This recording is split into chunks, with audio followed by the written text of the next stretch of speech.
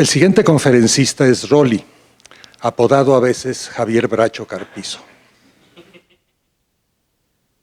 Rolly estudió la licenciatura en Matemáticas en la Facultad de Ciencias y el doctorado en el MIT. Es un brillante investigador y un académico comprometido con todos los aspectos de la vida universitaria. Participa en innumerables comisiones. Ha trabajado incansablemente para construir y mejorar la Sala de Matemáticas de Universo. Además, fue un excelente director del Instituto de Matemáticas.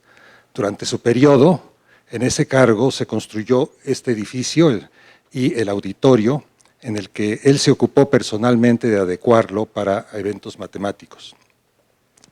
Pero quizás no todos los presentes hayan tenido la oportunidad de colaborar con él haciendo matemáticas. Yo he gozado de ese privilegio en los últimos años y les aseguro que ha sido una de las experiencias intelectuales más estimulantes de mi ya larga carrera académica. Rolly tiene una extraordinaria capacidad para descubrir las relaciones más profundas entre los objetos matemáticos sin necesidad de recurrir a herramientas y construcciones superfluas que más que aclarar las ideas, las esconden a los ojos de quienes intentan comprenderlas. Hoy tendremos el placer de verlo en acción, exponiendo su visión de lo que ha llamado geometría visual. Con ustedes, el doctor Javier Bracho, nuestro querido Rolly.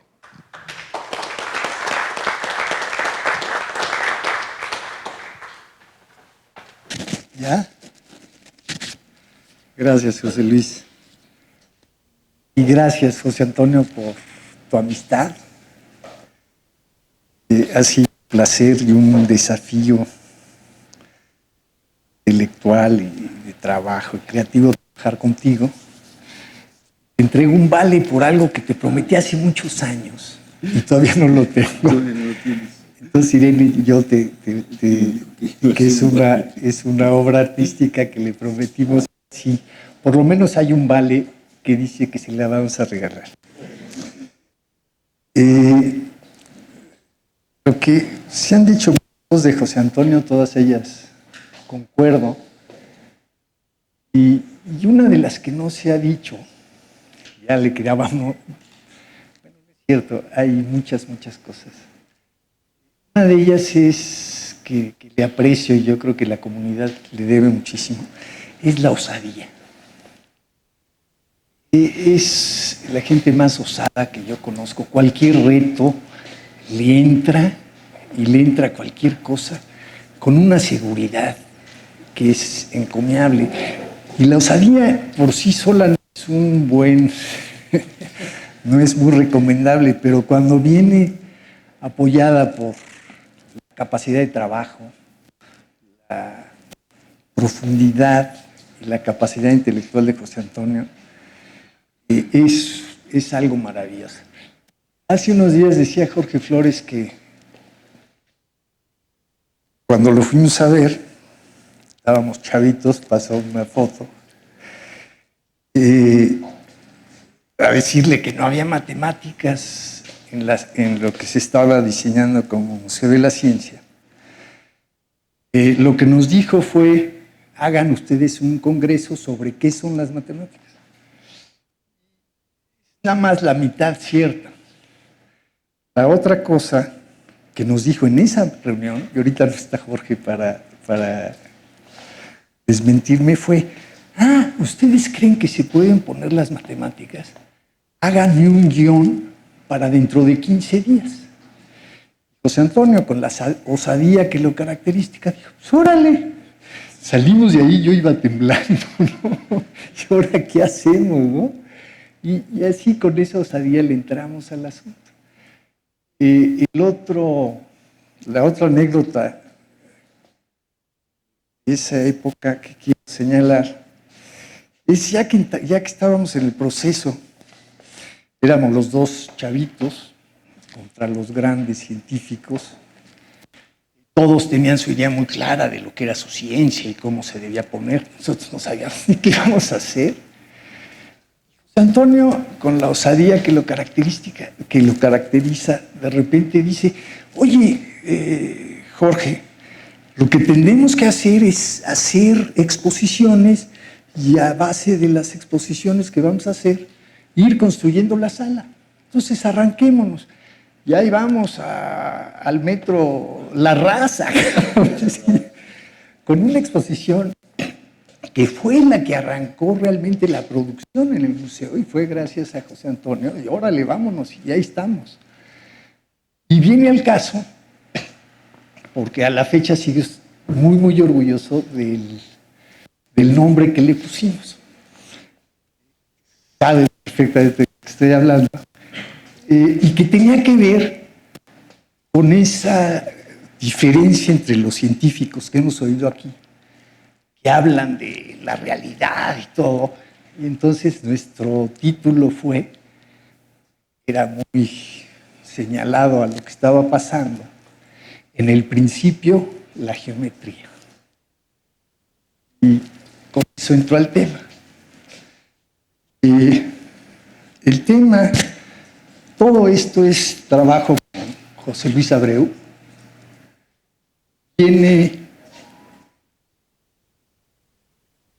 más o menos 8 o 10 años, ¿no?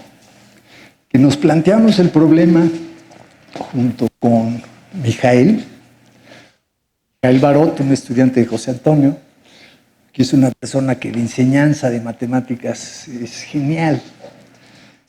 Y nos lanzamos al ruedo, sí, José Antonio, medio osados, pero de qué es lo que se debe enseñar de matemáticas en el bachillerato. Era un proyecto que se llamaba la Enciclopedia de Conocimientos Fundamentales. Y a nosotros nos aventamos al boleto de decir qué es lo que deben saber los chavos de bachillerato sobre matemáticas.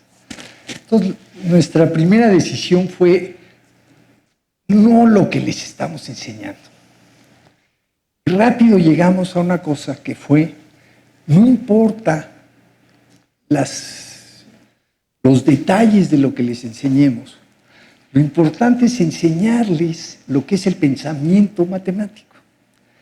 El pensamiento matemático surge de muchos lugares.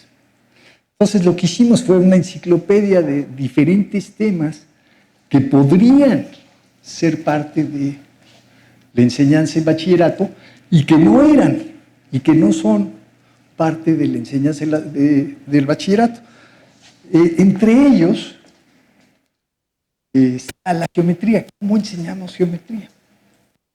Hace tiempo se hizo el SUMEM, Seminario Universitario para la Mejora de la Enseñanza en las Matemáticas.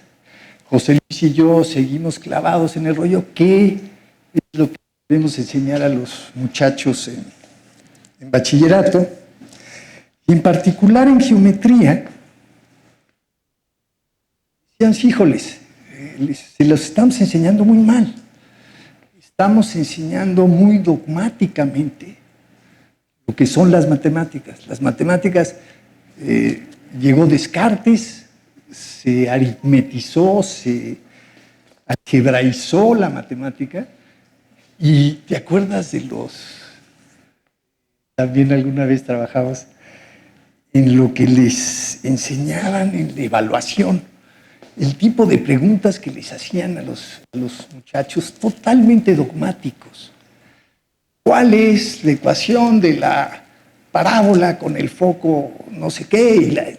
Algo totalmente dogmático. Aprender cosas justo lo contrario de lo que son, que es aprender a razonar.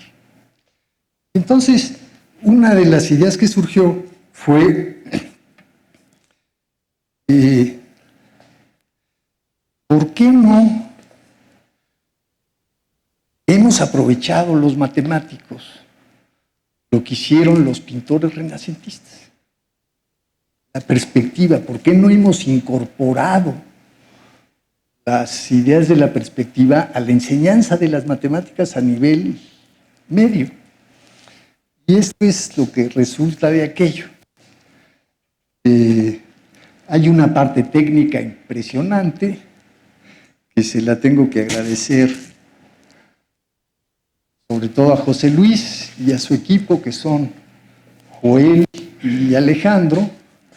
Y como estoy en un público culto, o ante un público culto, más matemáticas sí, No necesito motivar mucho más allá de lo que ya dije. Y voy a empezar con una construcción muy simple, que ha sido la base de todo lo que hemos hecho. Comenzar. Dos puntos A y B que se mueven y un punto X que está en la línea. Y ahí les va una construcción. Una construcción simplemente con regla.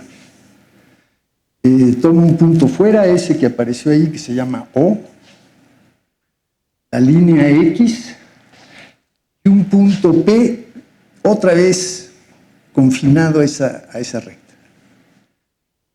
Eso es auxiliar. Y ahora, ¿qué puedo hacer? Se me olvidó el compás. Nada más traigo una regla. Lo que puedo hacer es trazar las dos líneas de A O y P.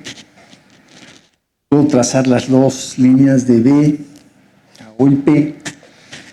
Y me aparecen ahí dos puntitos nuevos. Y hay que enseñarles a los muchachos, tú ponle nombre a todo. Poincaré decía que los matemáticos lo que hacemos es poner nombres. Q y P. No, fue Q y R, perdón. Y ahora ya puedo hacer algo interesante, que es trazar una nueva línea. Y con esta, de Q a R, le vuelvo a pegar a mi línea original. Está allí. Y ahora la pregunta es, ¿depende esto de O? A ver, si yo muevo O hacia allá, hacia la derecha, ¿para dónde se mueve Y?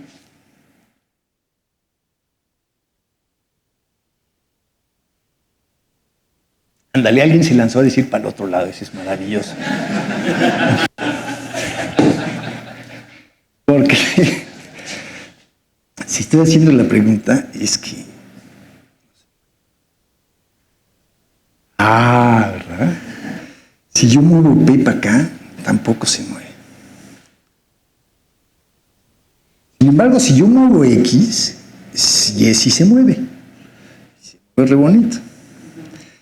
Y se llama el armónico y ya se me fue. Entonces, para regresarlo, pues tengo que mover X, pero ahí está ya.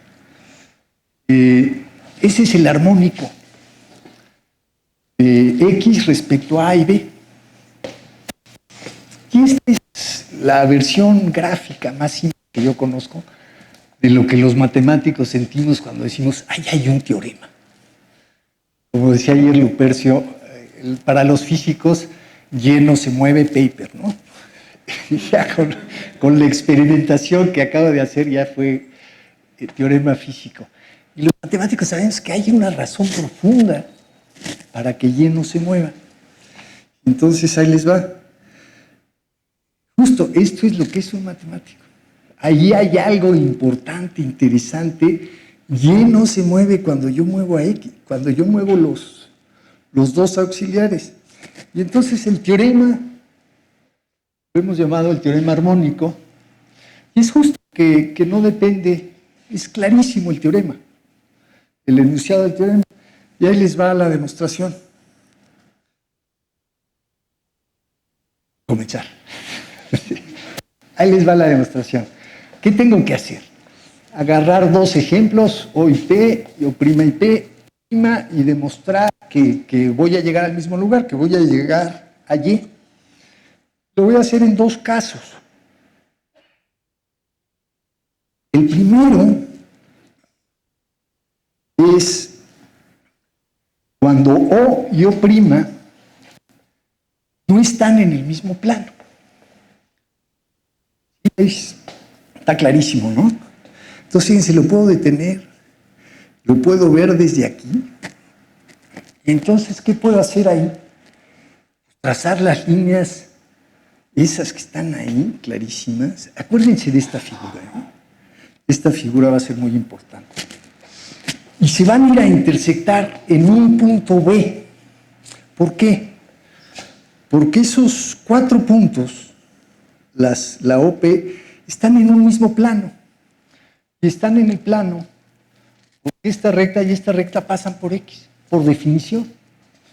Por lo tanto, el punto B va a ser nuestro mirón. Fíjense que el punto B no distingue entre O y O', tampoco distingue entre P y P'. Para él es exactamente lo mismo. Tenemos ahí un observador distinguido que va a ver las construcciones igualitas. ¿Por qué? Porque cuando yo trace la línea de A a O o la línea de A a O', B va a ver exactamente la misma cosa. Están en el mismo plano. Entonces, el trazo, el primer trazo, ahora déjenme, ahí estoy, más o menos. El primer trazo es para B lo mismo. El segundo trazo de B a P y de B a P', otra vez está en el mismo plano. Y esos dos planos intersectan clarísimamente en una recta. Entonces, B vio al punto no me acuerdo cómo se llamaba, Q, y a su primo, no los distingue, están en la misma recta. Análogamente, generalizar, análogamente, el otro punto importante que trazábamos, de acá, B no los distingue, y ahora viene el trazo último, el donde... ¿Eso qué va a hacer? Pues va a estar en un plano que pinté de morado. Y ese plano, o sea, para B es exactamente el mismo dibujo, va y le pega a la recta original a B, se mueve mucho, a la recta original va y le pega el mismo punto Y. Me faltaba el segundo caso, que era cuando O y O' estaban en el mismo plano. Entonces tomó un cuate acá arriba y va a ser igual a los dos. Entonces ahí está el teorema armónico. La otra cosa que hacemos los matemáticos es, además de demostraciones,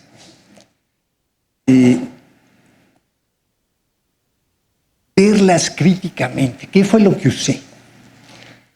Entonces, es la definición de geometría proyectiva. No le hemos querido llamar a esto geometría proyectiva porque ha tenido una mala fama. Los mismos matemáticos le tienen miedo. Por alguna razón histórica rara, no hemos entrado a este tema. Entonces, ahorita sí, con ustedes sí les puedo llamar geometría proyectiva, que es un conjunto de puntos y un conjunto de una familia de subconjuntos especiales llamados líneas. Axioma 1, por 2 puntos distintos pasa una línea. Este es el axioma 1 de Euclides. En el principio, el axioma 1 de Euclides. Es la genialidad. Hablamos mucho del quinto, pero este axioma es la maravilla. Y luego hay un axioma 2, que es el que les dije, fíjense ahí, que me dice, fíjense, el primero me dice cómo construir líneas de puntos. El segundo me dice cómo construir puntos a partir de líneas. Se entiende más fácil con un dibujito, que es el dibujito de hace rato. Y yo tengo 2 líneas y sé que se intersectan. Entonces, cuando trazo estas otras 2 líneas, también se intersectan. Hay ciertos casos en que 2 líneas me dan un punto. Fíjense que el quinto postulado de Euclides es una versión de como lo enuncia Euclides es, no como lo conocemos ahora, sino nos da condiciones para cuando 2 líneas se intersectan. Dice, tengo una línea, luego hay 2. Si estos ángulos suman menor que 180, entonces se van a intersectar. Y además me dice de qué lado. Entonces es una variante de Y ya, Eso fue lo que usé. No, usé un tercer axioma. ¿Cuál fue? La dimensión. Déjenme ponerlo así. Realmente usé que vivíamos en dimensión 3. Caso 1 fue planos distintos. Y una manera de decir que estamos en dimensión 3 es que hay dos líneas que no se tocan. Eso ya implica que estamos en dimensión 3. Y lo estoy diciendo solo en términos de las líneas. También usé otro que le llamo no 4, sino el axioma de no trivialidad. Es que las líneas son interesantes. No son nada más los 2 puntos que las definen, sino tienen algo más. Hay 3 puntos en cada línea. Esos son los axiomas que usé. Y ojo, que son los axiomas que voy a usar por un buen rato. Punto 2. Muy bien. ¿Qué tiene que ver la armonía con la vida? El nombre viene de la música. La primera construcción fue el armónico. Eso sí no lo sé, aquí el experto en guitarras es José Luis. Pero les voy a definir lo que es una sucesión armónica. Esto no es una sucesión armónica. Es el teorema de simetría. Yo les dije, dados A y B, cuando X y Y eran armónicos. Si X y Y son armónicos respecto a B, entonces AB son armónicos respecto a X y Y. Me la voy a echar rápido. Esperen. La voy a echar rápido porque realmente lo que quiero de este dibujo es una observación. Bueno, me la voy a echar rápido. Eso sería que Y es armónico de X respecto a B. Construyo, ahí tengo un punto en el centro, le pongo nombre, trazo líneas. Todo esto se sigue del axioma 2, de los 2 axiomas. Estos 4 puntos hay que encontrar por ahí cuáles son los de esos. Tengo 4 rectas y resulta que estas nuevas 4 rectas van y le pegan a Y. ¿Por qué, por ejemplo, esta va y le pega a Y? Teorema armónico. Porque para encontrar el armónico de X, yo pude haber tomado este papalotote, empezado con O y P, o pude haber tomado este papalotito, empezado con Z y P. Y les demostré que entonces esta línea y esta línea van y le pegan a Y. ¿Sí? Pero entonces ya puedo borrar esta que A y B dentro del mismo dibujo son armónicos de X y Y. Lo importante de esto es noten que, déjenme mover para acá, ahí se mueve X, se mueve Y si me vengo para acá, llega Y sin ningún problema, ¿no? Entra Y. ¿En qué momento brincó Y de lado? Aquí, créanme, no es muy difícil demostrar que por ahí del punto medio, cuando se paralela todo, ¿no? Y eso es lo que voy a usar. Sucesión armónica. Empiezo con una recta y les voy a llamar 0 y 1, y el infinito ahí lo puse controlado por otra recta para poderlo traer acá o mandarlo a donde yo quiera. Infinito, ¿no? Pero ahí está, lo traigo ahí. La pregunta es, ¿dónde va el 2? Les acabo de dar la respuesta. El 1 es el punto medio entre el 0 y el 2. Por lo tanto, 1 y infinito son armónicos de 0 y 2. Por el teorema de simetría, el 2 es el armónico del 0 respecto al 1 y al infinito. Lo piensan un momentito y sale. Entonces ahí les va la construcción del armónico y ya se me fue ese punto hasta... En este caso, para no meter más puntos, empiezo con estos dos, pero ya puedo tomar los dos sobre el 0, ¿no? quiero sacar el armónico del cero. ¿Qué me falta? Me falta la línea de B para allá y de este para allá. Ahí les va. Y el último trazo es este de acá. Ese es el último trazo de la construcción. Le llamé D y ahí está el 2. ¿Dónde va el 3? Pues el mismito razonamiento. Y aquí ya tengo casi la construcción, tengo 2 puntos, ya tengo las rectas. Lo que me falta es trazar 2 más y ahí está el 3. Trazar 2 más. El 4. 5, 6, 7. Sabemos contar y sabemos decir ya y se va. ¿No? Y esto es esencialmente lo que vemos todos los días, en todas las calles, en todas las rejas. Las sucesiones armónicas están en todo el mundo. O sea, tarea para niños de bachillerato. Tráeme 10 fotos de sucesiones armónicas y se la va a echar en 5 minutos. El mundo está lleno de sucesiones armónicas. Entonces, puedo mover más o menos, por ejemplo, la vía del tren. Ay, me va a salir la vía del tren. Ay, espérense, más o menos ahí está la vía del tren. Y entonces, esto es lo que aprendieron los pintores renacentistas.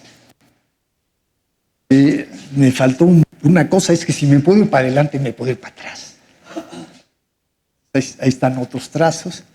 Y lo que hacen los pintores renacentistas es, pues quitan los trazos, ahí hay más trazos, quitan los trazos auxiliares. Y ahí está la vía del tren. Son sucesiones armónicas y están en todo el mundo. En nuestra vida diaria están todas las sucesiones armónicas. Entonces me sigo.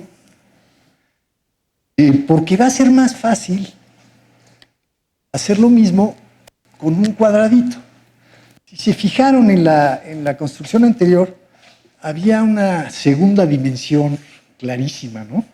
Entonces la voy a hacer más patente. Aquí me dice un pintor,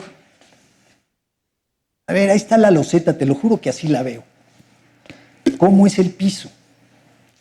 Entonces la misma construcción, yo puedo trazar estas dos que en el mundo real son paralelas, pero las veo que no son paralelas y van y se pegan ahí. Y las otras dos paralelas van y se pegan ahí. A uno le llamé H de infinito horizontal y al otro le llamo B de infinito vertical. ¿Y qué fue lo que hice en la lámina anterior? Había una línea allí, pero ese es el horizonte del plano. ¿Y qué más hice? Pues tracé una diagonal y luego tracé otra diagonal. Y lo que hice en la anterior fue irme por este carril. Pero ahora me voy por este carril. Fíjense que de aquí puedo trazar al azul.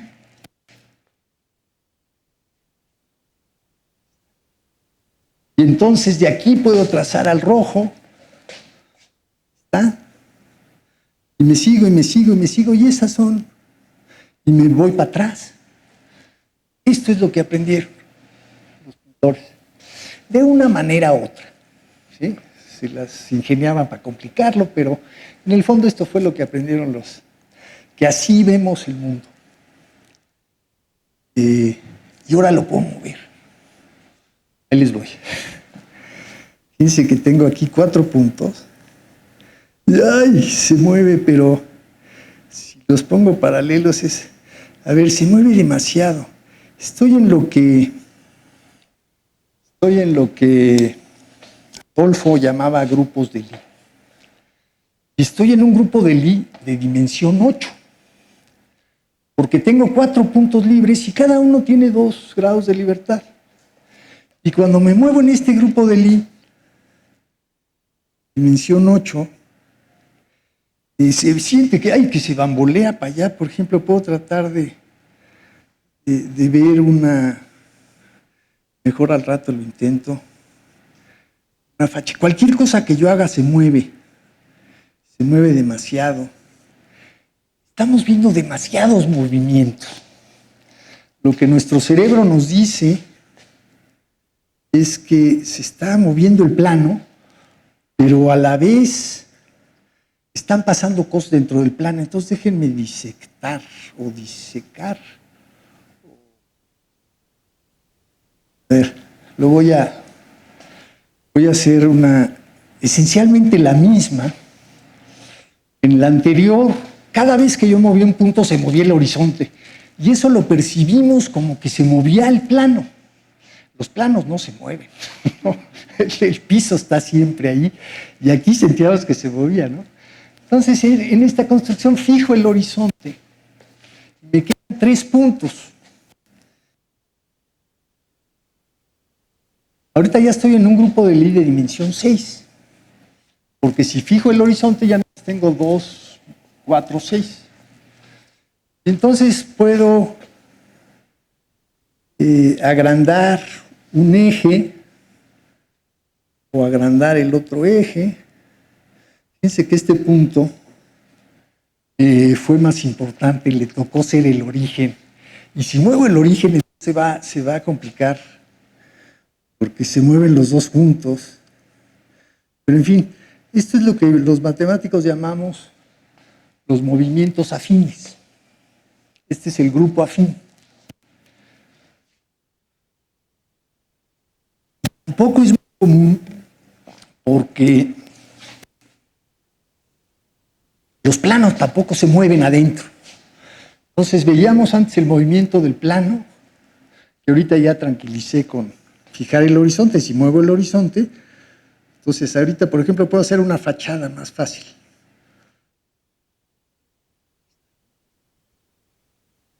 La fachada de un edificio, déjenme regresar esto para que, ahí está.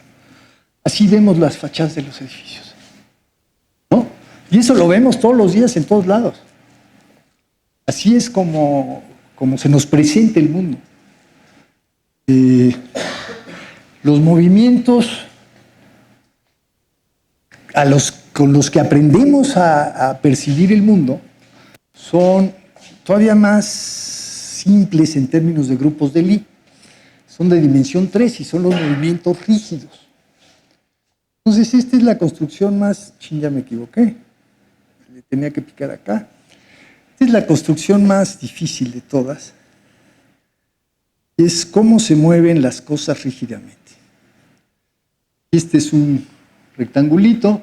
Y aquí sí sentimos, es como si fuera un libro en una mesa. Eso es lo que vemos. Y fíjense, esos son los 2 grados de libertad que dan las traslaciones. Luego puedo rotar.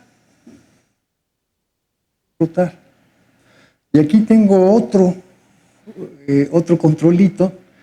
Ojo, cuidado. Viene para acá. Se aleja. No es cierto. Está en el mismo plano, pero crece y decrece, ¿no? Esto lo interpretamos, o sea, los niños aprenden que los seres humanos no es que se hagan chiquitos, sino que lo chiquito es inversamente proporcional a la distancia. Esto es justo las homotesias. Y ahora, ¿cómo logré esto sin compás? Hoy no traemos compás, no sabemos de distancias. Ahí les va. Primero, las rotaciones son muy fáciles. No hay un círculo ahí. Lo que está controlando este punto es un punto en el horizonte. Luego, aquí está que hay un entramado que quité, ¿no? Y el punto clave está allá atrás, está borrado, es esa elipse. Esa elipse es la que controla la geometría del asunto, y esa elipse la tracé con regla. Y si muevo esa elipse, entonces sí se mueve la geometría. Se mueve la geometría. Y la geometría, a ver, déjenme convencerlos de que la geometría de este plano está determinada por esta elipse. Llevo este al centro, lo lo hago chiquito. No, me falta un poquito. Cae ahí en la elipse y ahora rota. Justo. Esto es lo que vemos cuando rota un cuadrado. Si es que la elipse y el cuadrado vienen realmente de un cuadrado, eso es lo que vemos cuando rota un cuadrado. Entonces la geometría la determina esta elipse. Entonces llego al tercer tema. ¿Qué son las elipses? Me voy a saltar a ver una cosa. Este ya es un grupo de dimensión 3. Son los dos de traslación y el tercero de rotación. Los movimientos rígidos. Entonces ya los veo más tranquilos, ya es algo más común a nosotros y lo controlo mucho mejor. Como ya no tengo mucho tiempo, me voy a saltar los movimientos hiperbólicos, nada más se los pongo. Esto es de lo que hablaba, esencialmente la misma construcción, pero ahora lo que quiero es que el círculo se quede en su lugar y todo viene del círculo, pero luego es otra vez regla sin compás. Lo puedo hacer sin compás. ¿Qué es una elipse? La definición que deberíamos usar desde primaria es qué es lo que vemos cuando vemos un círculo. Sin embargo, llevamos siglos y siglos diciéndoles a los muchachos de prepa que la elipse es que si los focos y que si las distancias no, que si los conos, esto es una elipse. Y entonces las elipses están en todos lados. Aquí hay como 50 elipses, bueno, no, pero 40 fácil y aquí hay una. Aquí hay una elipse. Definición 2. También es algo que ahorita ya es muy común para los niños. Esto en cualquier, ¿no? Agarran el círculo y lo estiran. Eso es una elipse. Y les da miedo decir si eso es una elipse o no. Mejor le dicen óvalo. Eso es una elipse. Usamos la tradición esa de que las elipses son las secciones cónicas, pero para definir la sección cónica necesito un círculo, y dije que hoy no traía compás. O peor aún, los polinomios cuadráticos. Todos esos son teoremas. Todas esas son cosas que los niños deberían decir, híjoles, ¿cómo se demuestra que esas 4 o 5 definiciones son lo mismo? Entonces ahí les va la buena. Tuvimos que cambiar de nombre porque incluye a las hipérbolas. Les llamamos curvas armónicas porque tienen todo que ver con la armonía. Entonces, por primera vez les pongo el programa que se ha desarrollado aquí para hacer todo lo que he hecho. Y voy a hacer la construcción, algo que le dicen a uno, nunca te avientes a hacer algo así a pata. Entonces ahí les va. Les voy a dibujar una elipse. Y entonces, fíjense allá arriba, geometría proyectiva, lo puedo cambiar a geometría euclidiana. Y geometría euclidiana es todo esto de allá arriba, pero de lo que estoy hablando yo es nada más de los 6 botoncitos esos de abajo. Uno de ellos es el de puntos, y entonces voy a trazar 2 líneas, puntos y líneas. Bueno, está bien, a ver qué pasa.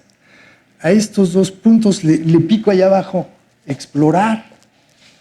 Este punto va a ser importante, lo voy a poner de color rojo, hacerlo más grandecito, y este igual, color rojo, más grandecito, y me falta un punto, que es, ya tengo los datos, un punto, le pido acá, a ver, ponme un punto.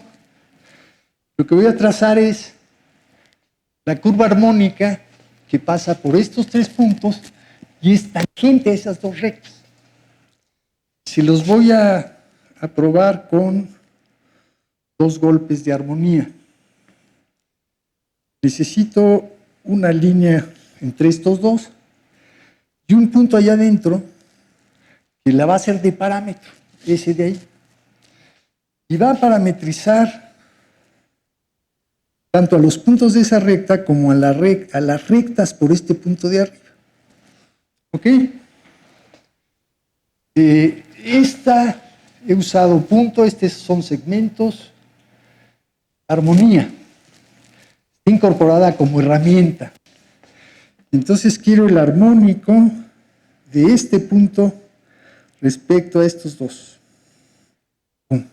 ¿Qué pasó? Pues que anda lejos. Andaba de parranda, ya llegó. Ahí está. Y segunda, ¿sí lo vieron? A ver, lo quito, lo voy a hacer más grande para que lo vean. 2. El armónico de este punto respecto a estos dos. Ahí está. Y ahora, el armónico de este punto respecto a esta recta y ese punto. ¿Qué quiere decir eso? Sigo con el armónico, este lo voy a pintar de negro, también grande. El armónico de este punto respecto a este punto y a esta recta. Ahí está. Fíjense que pasé armonía en 2 dimensiones. Es que tengo el derecho por lo siguiente. Si yo trazo, digamos en gris clarito, esta línea, me quedó muy grande, la voy a borrar. Estos dos intersectan. No había usado intersección. Acá está intersección. Estos dos intersectan ahí.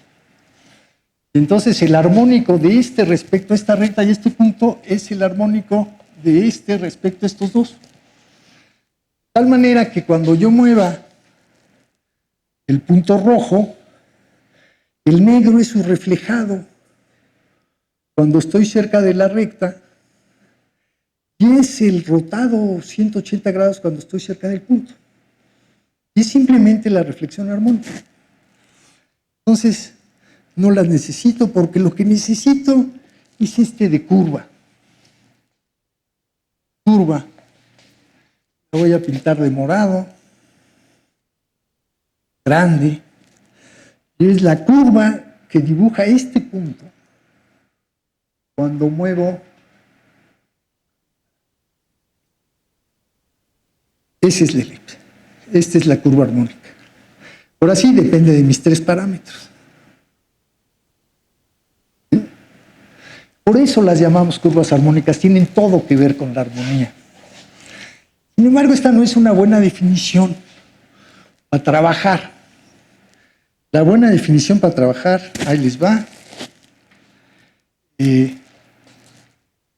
Es una nueva. Necesito 3 líneas.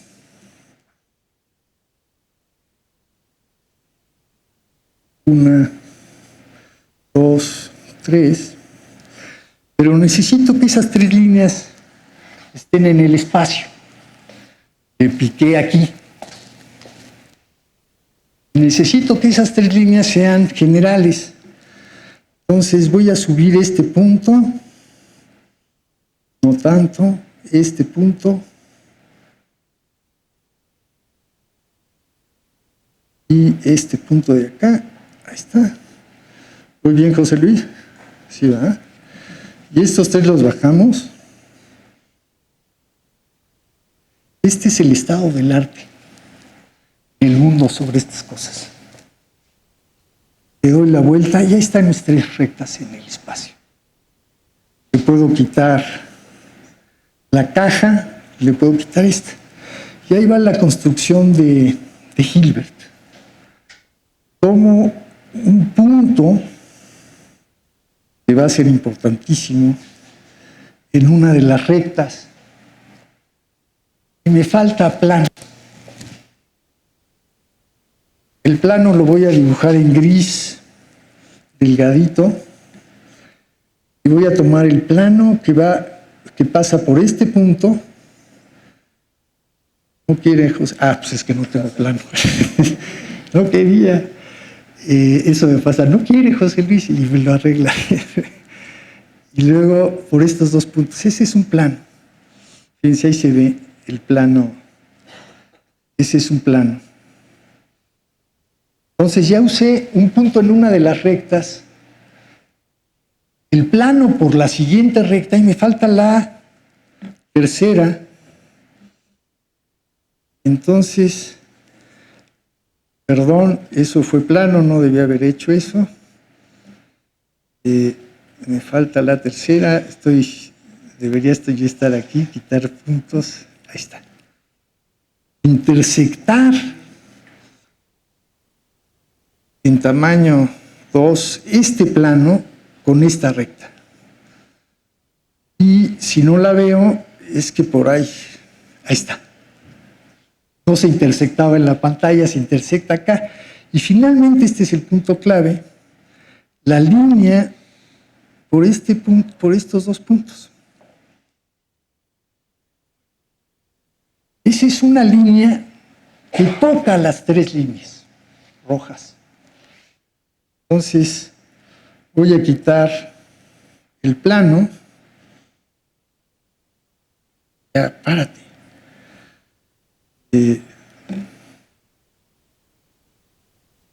Voy a quitar el plano.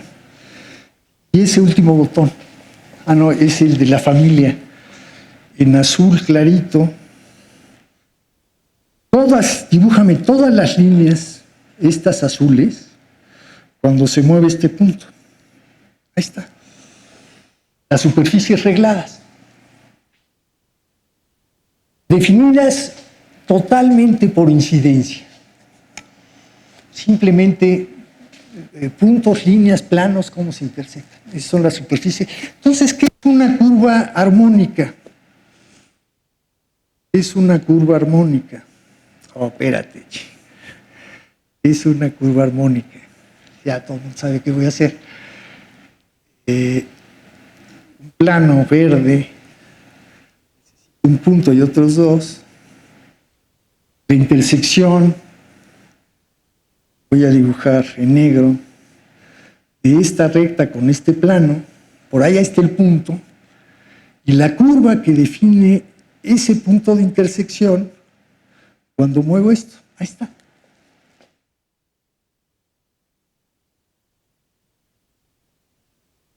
Estas son las curvas armónicas.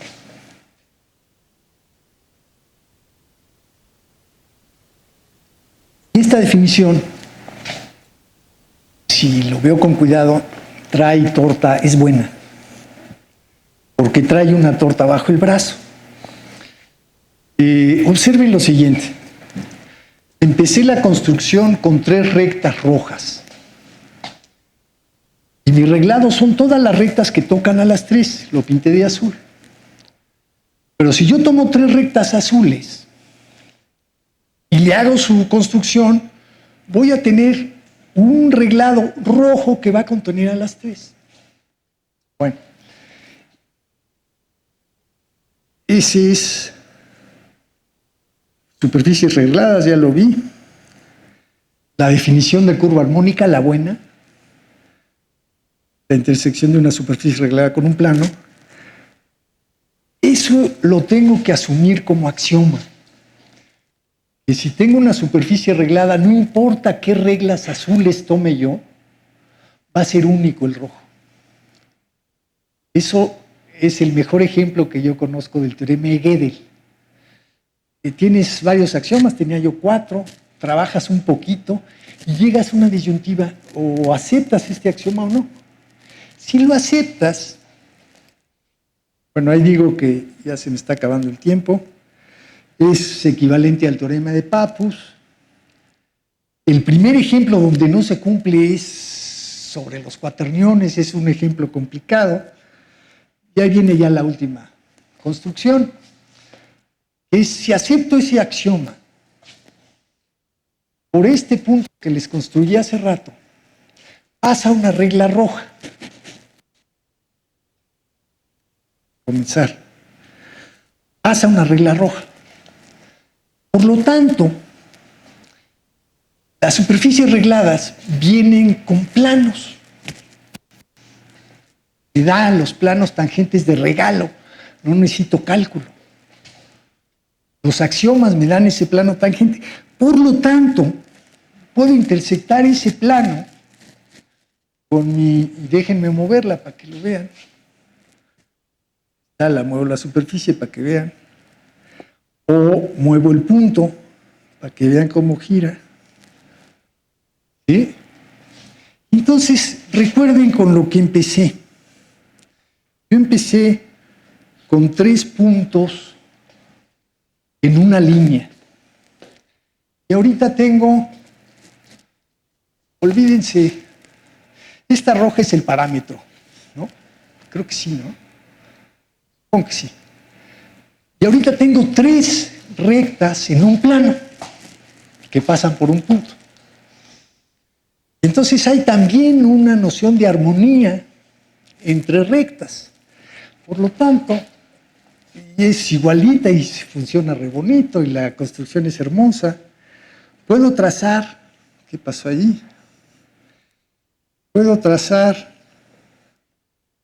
la armónica de la tangente, ya no vemos nada. Ya sé, pero en ese plano, lo que construí fue la armónica de la tangente. Las curvas armónicas, como las definí, vienen con las tangentes, vienen con los haces envolventes.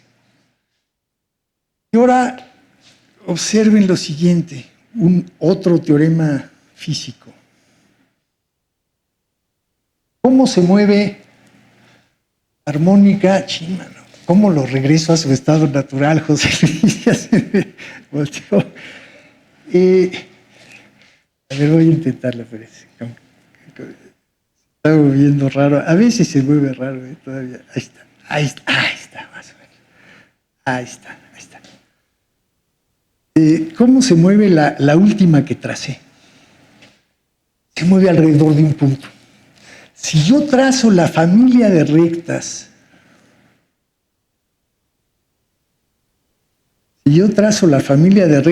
estas, circulan alrededor de un punto. ¿Sí? Entonces, las secciones, el punto S, a ver otra vez, dale vueltas. El punto S ve esta sección justo como el contorno. Las secciones, cada plano tiene un punto que ve exactamente lo mismo. ¿Sí? Eso me da la noción de polaridad. A cada plano hay un punto. Y observen lo siguiente. Vamos a ponerla a dar vueltas. Observen lo siguiente. La reflexión armónica de la que hablé hace ratito, es fácil generalizarla al espacio. Si tengo un plano y tengo un punto, puedo pensar en la reflexión en el plano y el punto. ¿Y qué es lo que hace la reflexión armónica en el plano verde y su punto polar? Cambia las rectas rojas por las rectas azules. De tal manera que la superficie se quede en su lugar. Me cambia los 2 reglados y me deja fija a la elipse. Y es lo que hace que las curvas en el plano tengan armonía. Son justo por eso les llamamos curvas armónicas. Ya se me acabó el tiempo. Yo me iba a echar un rollo histórico. Pero creo que ya me pasé, ¿verdad? Entonces, este es el rollo histórico que empieza con el Renacimiento. Esencialmente esto es de lo que hablé. Estamos muy influenciados por esto y ahí lo dejo. Gracias.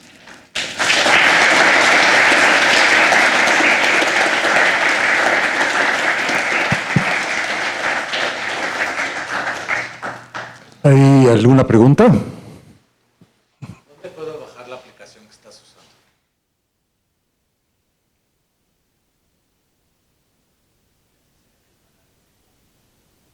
La puedes usar en línea, perdón.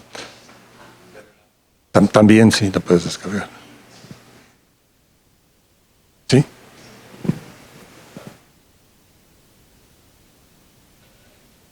Yo voy a hacer una reflexión histórica personal y como él me habló de Macera, yo tengo aquí adelante un libro de José Luis Macera que se llama, aquí adelante es mi computadora, ¿no? Es un libro escrito en el año 1954. Yo hablé de los fundadores de la matemática latinoamericana, que eran muy parecidos todos ellos en esos tiempos. Este libro yo lo leí, yo dije que mi formación empezaba a los 17 y terminaba a los 24 años, y después no aprendí más matemática. Este fue de las primeras obras en serio que yo leí en mi vida, y se llama Acerca de las nociones fundamentales de la geometría proyectiva, por José Luis Macera. La geometría proyectiva se estudiaba en el último año de la prepa, como le llaman ustedes, y en el primer año de la facultad de ingeniería. Habían cursos de geometría proyectiva en los 2 años. Tuvimos grandes polémicas en Uruguay acerca de si sacaron nuevos cursos de geometría proyectiva en la facultad. Se sacaron muy rápidamente. Yo di un examen de geometría proyectiva, yo soy viejo, ¿no? Y obviamente que lo di en la preparatoria también, después se eliminó. Este libro, este trabajo que es fácil de encontrar, yo lo encontré poniendo geometría proyectiva Macera y nada más. Es un libro, está en unas publicaciones didácticas de la Facultad de Ingeniería. Acá está, publicaciones didácticas del Instituto de Matemática y Estadística de la Facultad de Ingeniería, director profesor Rafael Laguardia.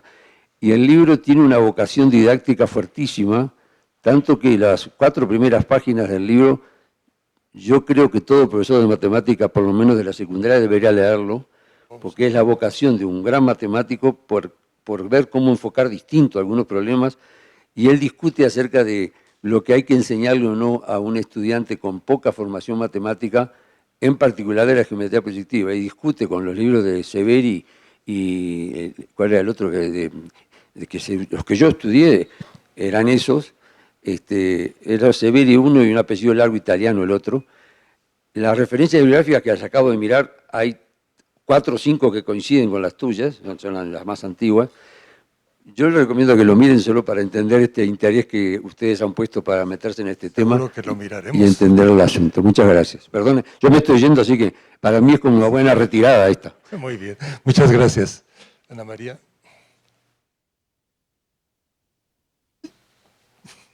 No, pues me encantó, y como yo soy de la generación aquí de Roberto, pues no pasé por una enseñanza de este tipo, pero envidio pues a los que pueden aprender matemáticas así, porque entre otras cosas, yo como física lo veo también como un aprendizaje a pensar en 3 dimensiones, que es algo que le falta muchísimo a la enseñanza, ¿no?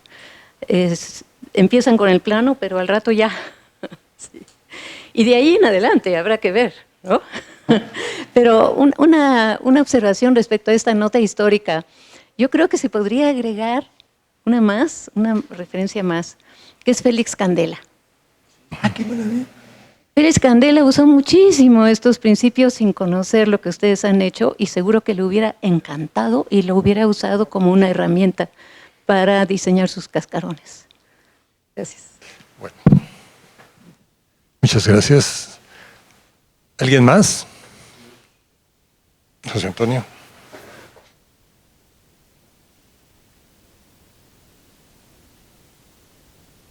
Bueno, creo que la charla resultó muy estimulante para todos.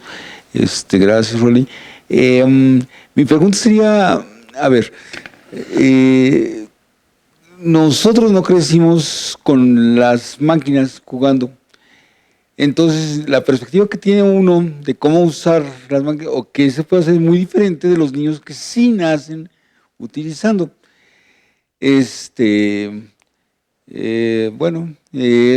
Hay gente, hay niños de 3 años que podrían usar perfectamente un programa como Descartes, yo qué sé, y comenzar a jugar. A lo mejor no entenderían qué están haciendo, pero se ve muy bien, ¿verdad?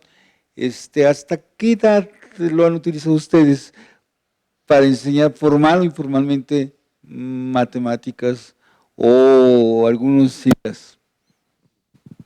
¿Hasta qué edad? A ver. Primero, sobre la dimensión 3, algo interesante. Por ejemplo, Coxeter es el que tiene así los trabajos de geometría proyectiva. Y en uno de ellos menciona en la introducción algo que a mí me sorprende muchísimo. Dice, al motivar la geometría proyectiva, habla de la tercera dimensión y de las proyecciones. Y luego dice, pero no se preocupe, lector. De aquí en adelante todo va a ser en dimensión 2. Le tenemos pánico los matemáticos a hablar de la dimensión 3 porque es muy difícil, los dibujos han sido muy difíciles. Y ahorita ya no. Ese es uno de los puntos. Que ahorita la primera demostración que les hice era de dimensión 3 y en dimensión 3. Y es algo que ya es visual y ya se puede usar. ¿Hasta qué edad de niños hemos ido? Pues nosotros, que ya es difícil. Luego, hemos jugado con maestros y todavía en versiones bastante elementales de esto. Maestros de primaria. José Luis ha jugado con maestras y con maestros de primaria y les encanta lo de las sucesiones armónicas, que las vean. Eso es justo, son cosas que ahorita se pueden ver. O sea, geometría visual venía tiene dos acepciones. La geometría, las matemáticas que surgen de cómo vemos el mundo. Ver, la geometría, la axiomática con la que podemos entender eso, y las matemáticas que surgen de eso. Y por el otro lado, la herramienta que ahora ya podemos ver, la geometría y las matemáticas, de otra manera que no se veía hace unos años, ¿no? Entonces, por lo menos las maestras de los niños les ha encantado. A los niños no sé. Bien, ¿algo más?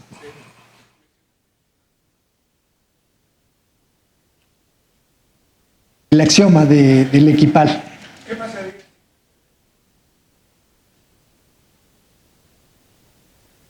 Exactamente, todo funciona para los complejos.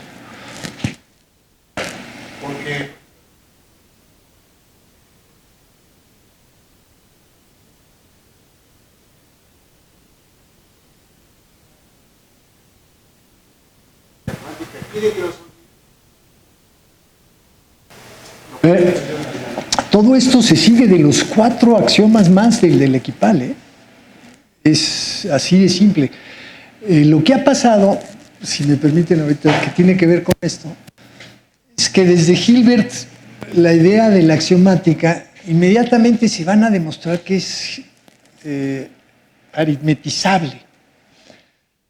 Obviamente aquí atrás hay una estructura. Si yo pongo esos 4 axiomas, puedo demostrar como teoremas todos los axiomas de los espacios vectoriales y de los campos, que no con cualquier recta puedes hacer esto.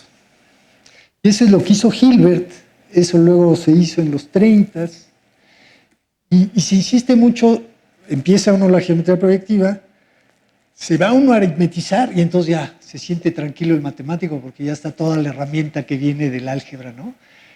Descartes. Lo que hemos hecho José Luis y yo es, antes de irnos a aritmetizar, juguemos con la geometría. Y entonces surgieron todas estas cosas. Bueno, algo más, y es algo tarde, así que tal vez deberíamos terminar. ¿Sí?